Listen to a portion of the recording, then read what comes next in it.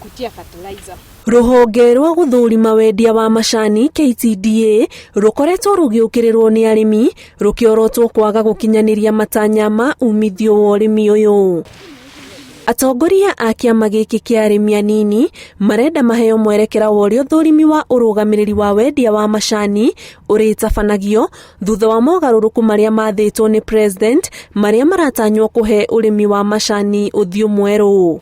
Tarehe 14 mwezi wa kwanza 2020 Mombasa, President Uhuru ndiye alisema KTDA ibomolewe na mamburoka yote afungiwe nje. Majani chai itengenezewe komiti ya kuuza juu majani chai ni ya wakulima, sio ya brokers. Kulikubaliwa directors watoke kutoka 6 wawe 3. Kama kuna mtu ambaye ameivia wakulima wadogo pesa yao katika hizo subsidiary companies, tutademand huyo mtu awe arrested alafu awe prosecuted.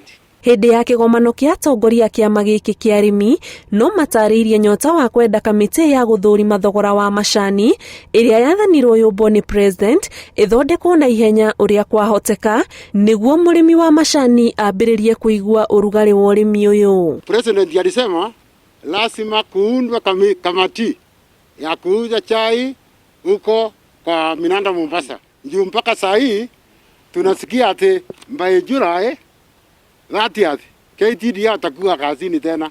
Sasa tunashindwa hii maneno imeundwa na itasimamiwa namna gani? Ni mara ya kwanza ambayo wakulima wanapata hizo dividends. Tunataka KTDA ituambie hiyo miaka ingine yote ni nani anakula hiyo pesa yetu hiyo ya dividends.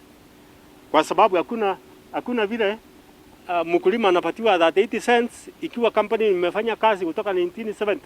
Ruhonge ruru rubitwo ni arimi kuma kaunti 18 iria ikuragia macani guku bururi-ini. Ngiribotera Inooro TV, njitagwo Ani Ngigi wa Nyamu.